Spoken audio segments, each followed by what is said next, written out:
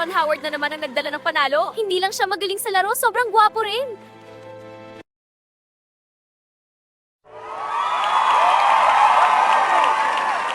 Look what the cat dragged in. Kung sino pang hindi dapat nakikita siya pagpapapansin sa hallway. Ano? Hindi naman. Tama, Rose.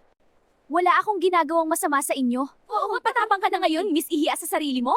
Teka lang, wala akong ginagawang masama sa inyo, wag niyo akong intindihin. Oh, matapang ka na ngayon, Miss Invisible? Hindi ka ba talaga nahihiya sa sarili mo? Anong nangyayari dito? Hindi ba kayo titigil sa pambubuli nyo? Sean, my gosh, wala naman kaming ginagawa, kausap lang namin siya. Oo nga, Sean, nagtatanong lang kami kung okay ba siya. Halika na, Jenny. Okay ka lang ba talaga, Jenny? Kung may kailangan ka, sabihin mo lang sa akin. Okay lang ako, sanay na. Salamat ulit. Anong ganito lang ako? Wala namang masama sa'yo, Jenny. Matalino ka, masipag, saka may nakikita akong iba sa'yo. Ano?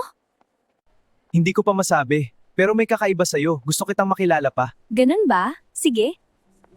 Hindi ako makapaniwalahan, magaling talagang mangakit. Oo nga, Alice, ang kapal na mukha. Akala mo kung sino. At si Sean pa talaga? Bakit ba siya palaging pinapansin ni Sean? Hindi pwedeng maging sila. Sa akin si Sean. Kailangan nating gumawa ng paraan para paghiwalayin sila. Anong gagawin natin? Kailangan lang nating maging mas mapanlin lang. Sige, magandang ideya yan.